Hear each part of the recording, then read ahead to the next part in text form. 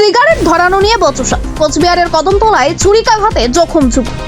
কোচবিহার শহরের কদমতলা এলাকায় সিগারেট ধরানোকে কেন্দ্র করে ছুরিকাঘাতের ঘটনায় রীতিমতো আতঙ্ক ছড়িয়েছে এলাকা জুড়ে। আহত যুবকের নাম গৌরব চন্দ্র দে সরকার। স্থানীয় সূত্রে জানা গিয়েছে, মঙ্গলবার রাতে কদমতলা এলাকায় কয়েকজন যুবক একসঙ্গে আড্ডা দিচ্ছিলেন। সে সময় সিগারেট ধরানোর জন্য সলাই কাঠি চাওকে কেন্দ্র করে দুজনের মধ্যে প্রথমে কথা কাটাকাটি শুরু হয়। মুহূর্তের মধ্যে তা হাতাহাতিতে গড়ায়। অভিযোগ, বচসার এক পর্যায়ে অপর এক যুবক হঠাৎই ধারালো অস্ত্র বের করে গৌরবের ওপর চড়াও হয় এবং তাকে লক্ষ্য করে পরপর ছুরির কোপ মারে।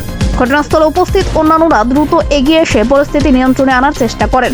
রক্তাক্ত অবস্থায় গৌরবকে তড়িঘড়ি নিয়ে যাওয়া হয় কোচবিহারের একটি বেসরকারি হাসপাতাল।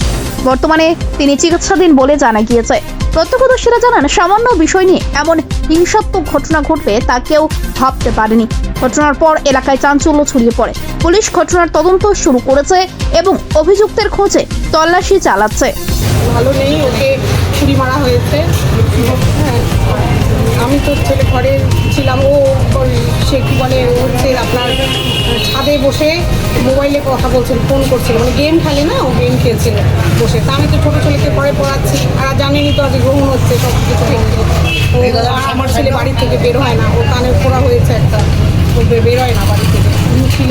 তারপরে পড়াচ্ছিলাম, তখন ওর একটা বন্ধু এলো, সে বলতো রোজই আসে ওর কাছে, ওর একসাথে জিম করে, তো ও আজকে জিমে যায়নি। তখন ও ছিল, ও বললো আন্টি গৌরব কোথায়? আমি গৌরব এখানে আছে, ছাদেই আছে, পড়াচ্ছি, ও তো ছাদে বসে আছে।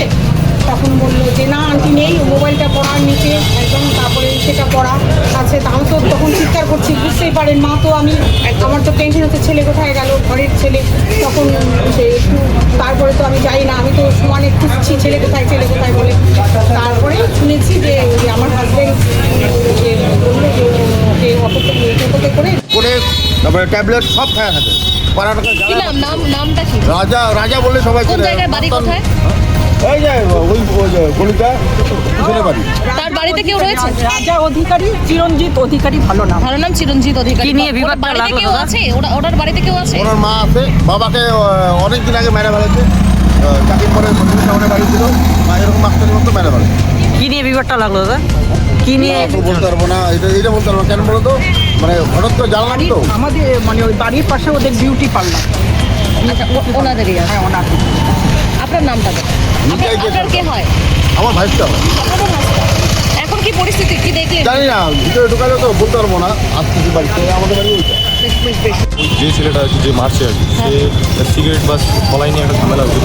তারপরে মারামারি হয় ওখানে, তারপরে ওর ওনার ছেলে যায় ওনাকে বাঁচায়। তারপরে উনি ড্রাঙ্ক ছিল, ড্রাঙ্ক অবস্থায় একটা চাকু বা কোনো একটা ধারালো জিনিস দিয়ে ছেলের মধ্যে মেরে দেয়। মানে যে মারলো তাকে কি চেনা? সে কি চেনা পরিচিত?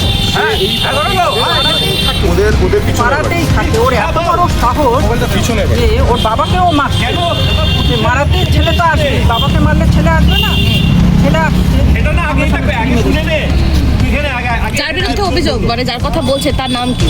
তার নাম রাজা, কি যেন, রাজাটাই জানি, পাশেই।